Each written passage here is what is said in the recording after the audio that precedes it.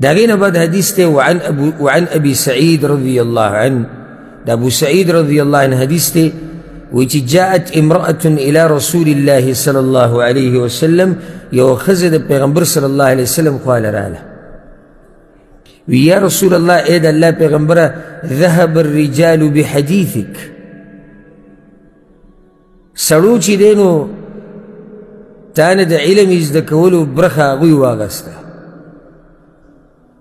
حدیث خبرو ته وایي، یعنې ای پیغمبره ستا خبرې خو سړو زده کړي، د هغوی په نصیب شو.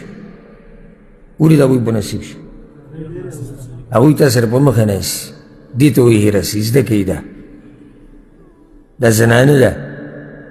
وی ذهب الرجال بحدیثک، ای د الله پیغمبره خو سړو یو زمونږ نه میدان وګټو، سړو زمونږ نه میدان وګټو، ستا خبرې هغوی اوري، هغوی زده کوي، هغوی د سره خوا کې ناستي. فاجعل لنا من نفسك يوما نأتيك فيه تعلمنا مما علمك الله. نو ای د الله پیغمبر یو ورځ زمونږ دپاره مقرر کړه د خپل طرف نه، موږ به په هغه ورځ راځو ستاسو خواله، نو موږ ته به ښې د هغه علم نه څه نه څه کوم علم چې تاسو ته الله ښوولی دی. دا جذبه د دغه اوچتو زنانو د دین د زده کولو لپاره، دې کې د ټولو نه لوی درس زموږ دپاره دی چې هغه زنانه چې هغه د کور په چاردیوارۍ کې ناسته ده، د هغې غریبې د ارمان دی چې ما دا دین واورېده او زده مې کړی. نو چې یو سړی آزاد ګرځي او هغه د کور د چاردیوارۍ او د کوټې د چاردیوارۍ نه بهري او دې ته ښه موقع او دې د الله دین نه زده کوي، دا د بدبختۍ نه علاوه نورې څه نه دي. نو هرس پکار دی د علم د زده کولو. دویمه خبره، د زنانو هرس ډېري د علم د زده کولو، بلکې دنیوي علم هم د زنانه اکثر هرس د هلکانو نه زیات کوي. ښه، دې زنانه وایي پیغمبر صلی الله علیه وسلم ته وایي موږ دپاره هم یو ورځ وټاکه. فقال اجتمعنا في يوم كذا وكذا في مكان كذا وكذا. پیغمبر صلی الله علیه وسلم ورته وایي صحیح ده، په پلاني ورځ به راځئ، په پلاني ځای کې به راجمع کېږئ. چا ته ووایي؟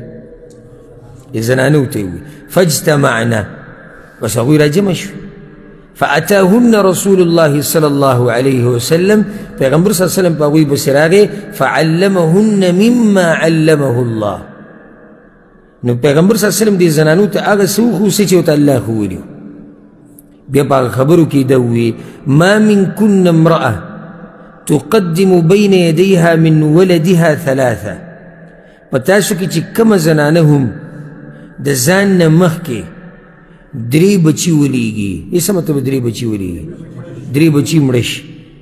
الا کان لها حجابا من النار، دا درې بچي به د دې دپاره پرده شي د دې او د جهنم په منځ کې، جهنم ته به نه ځي دا زنانه. فقالت امرأة منهن یا رسول الله، یوې زنانه پکې ووایي ای د الله پیغمبره او اثنین او که دوی. فأعادتها مرتين، هغې دوه پیرې دا خبره وکړه یا رسول الله که دوی.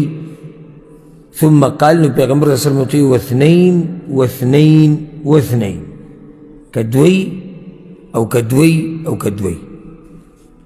دا خبرې دې دپاره پیغمبر صلی الله علیه وسلم درې پیرې وکړه چې یو خو تأکید وکړو چې که دوه مې دغه اجر میلاویږي، او بل دې زنانه تپوس هم دوه پیرې وکړو، نو ځکه وله جواب هغه داسې ورکړو.